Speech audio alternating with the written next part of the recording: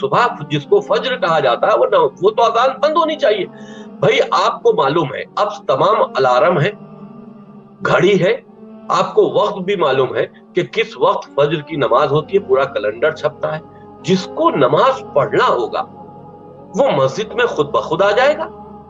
اذان کی ضرورت کیا ہے؟ آپ دوسرے کی نیندیں کیوں حرام کرتے ہو اذان دے کر صبح صبح؟ ارے بھائی مجھ کو تو شوگر ہو گئی اسی معاملے کو لے کر. اذان سن کر میرے کتے بھاگتے ہیں، اور مجھ کو شوگر ہو گئی، وہ بھاگتے تو میری یاد کھلتی ہے کون چھت پہ حملہ کرنے آ گیا کیا. ہم دیکھتے ہیں کہ یہودی مذہب میں وہ استعمال کرتے ٹرمپٹ لوگوں کو بلانے کے لیے.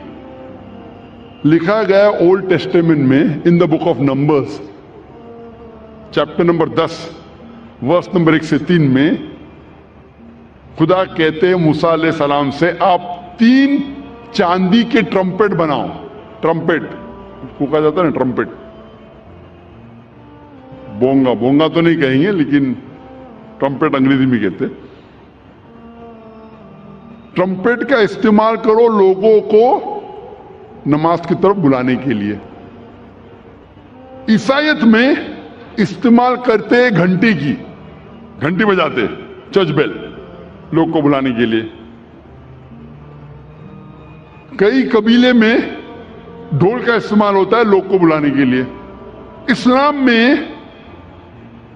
استعمال ہوتی ہے انسان کی آواز، اور انسان کی آواز یہ جتنے اعلیٰ ہے ان سے کہیں بہتر ہے اور سریلی ہے. کان کو سریلی ہونے کے علاوہ اس کے اندر ایک پیغام بھی ہے. آذان کا میں ذکر کر رہا ہوں، جو آذان جو ہوتی ہے لوگوں کو صلاح کے لیے بلانے کے لیے. آواز سریلی ہونے کے علاوہ یہ افسوس کی بات ہے کہ بمبئی شہر میں جو مسجدوں میں آذان ہوتی ہے، افسوس کی بات ہے اکثر یہ آذان سریلی نہیں ہوتی، کان کو تکلیف زیادہ دیتی ہے. رہنمائی کے بدلے تکلیف زیادہ دیتی ہے. آپ اگر حرمین کی آذان سنیں گے، مکہ کی یا مدینہ کی، ماشاءاللہ آپ کا دل خوش ہو جاتا ہے. وہ آذان آپ کو رب کی یاد دلاتی ہے. بمبئی شہر میں جو آذان ہم سنتے ہیں تکلیف زیادہ دیتی. سب آذان نہیں، اکثر. ہمیں کوشش کرنا چاہیے کہ ہمارے مؤذن کو اکٹھا کر کے ان کو تربیت دینا چاہیے، پریکٹس دینا چاہیے کس طریقے سے آذان دینی چاہیے. کیونکہ آذان کے وجہ سے جب میں انٹرویو کرتا ہوں کئی نو مسلم کو، میں کئی نو مسلم کو جانتا ہوں جو صرف آذان کی وجہ سے اسلام قبول کیے. میں پوچھتا ہوں اکثر نو مسلم سے، آپ کو اسلام میں سب سے زیادہ پسندیدہ چیز کیا لگی؟ اکثر لوگ کہتے توحید اور کئی چیزیں. کچھ لوگوں نے مجھ سے کہا وہ آذان اتنی اچھی ہے کہ جب بھی آذان سنتا ہوں میں دل میرا باغ ہو جاتا ہے، دل خوش ہو جاتا ہے. تو ہمیں کوشش کرنا چاہیے کہ ہمارے مؤذن جو ہے اس شہر میں ان کی تربیت کرے کہ کس طریقے سے صحیح آذان دینا چاہیے. اور جیسے میں کہہ رہا تھا کہ آذان سریلی ہونے کے علاوہ ایک پیغام دیتی ہے ہمیں. افسوس کی بات ہے کہ اکثر مسلمان آذان کی معنی جانتے ہی نہیں. تو مسلمان نہیں جانتے تو غیر مسلم کیسا جانے. اور میں ایک واقعہ آپ سے کہنا چاہتا ہوں، اور یہ حقیقت واقعہ ہے. تقریباً 10-15 سال پہلے جب میں کیرلا میں گیا تھا تقریر کرنے کے لیے، اور یہ حقیقت ہے، مجھے مہمان خصوصی بنا گیا تھا، اور میرے تقریر کے پہلے ایک غیر مسلم پولیٹیشین کو بلایا تھا.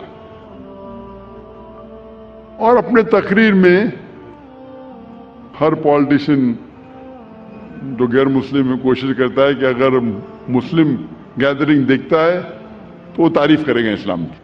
تو یہ غیر مسلم پولیٹیشین تعریف کرتے کرتے کہنے لگا کہ ہمارے اس دیش میں جو مسلمان مغل بادشاہ اکبر اتنے مہان کام کیے، اسی لیے مسلمان روز 5 بار اللہ اکبر کر کے اکبر بادشاہ کی تعریف کرتے. آپ سمجھ رہے ہیں یہ جوک ہے؟ جوک نہیں، حقیقت ہے، اور میں خود گواہ ہوں. میں اسٹیج پہ بیٹھا تھا، اچھا میرے تقریر کے پہلے اس نے کہا، تقریر میں نے اس کی غلط فہمی کو دور کیا کہ ہم مسلمان جب اللہ اکبر بولتے ہیں تو اکبر بادشاہ کی تعریف نہیں کرتے. اکبر بادشاہ تو موجود بھی نہیں تھا اس وقت، اللہ کے رسول کے ٹائم پہ اکبر بادشاہ کہاں تھے؟ جب اللہ اکبر کہتے ہیں اس کی یہ معنی ہے کہ اللہ سب سے بڑا ہے، اللہ از دا گریٹسٹ. اسی لیے ہر مسلمان کا فرض ہے کہ کم از کم وہ آذان کی معنی کو جانے تاکہ خود کے دل پہ اثر ہو، اور ساتھ ساتھ جو لوگ کو اس کی معنی نہیں پتا ہے، غیر مسلمانوں کو نہیں پتا ہے، ان لوگوں کو اس کی معنی بتائے. اور آذان میں ہم 4 بار دہراتے اللہ اکبر اللہ اکبر اللہ اکبر اللہ اکبر. اللہ سب سے بڑا ہے، اللہ سب سے بڑا ہے، اللہ سب سے بڑا ہے، اللہ سب سے بڑا ہے. اشہد ان لا الہ الا اللہ، میں گواہی دیتا ہوں اللہ کے علاوہ کوئی معبود نہیں. میں گواہی دیتا ہوں کہ اللہ کے علاوہ کوئی معبود نہیں. اشہد ان محمد رسول اللہ، میں گواہی دیتا ہوں کہ محمد صلی اللہ علیہ وسلم اللہ سبحانہ وتعالی کے رسول ہے. میں گواہی دیتا ہوں کہ محمد صلی اللہ علیہ وسلم اللہ کے رسول ہے. حی علی الصلاح، حی علی الصلاح، آؤ صلاح کی طرف، آؤ صلاح کی طرف. حی علی الفلاح، حی علی الفلاح، آؤ فلاح کی طرف، آؤ فلاح کی طرف، آؤ کامیابی کی طرف، آؤ کامیابی کی طرف، آؤ اچھے کام کی طرف، اچھے کام کی طرف.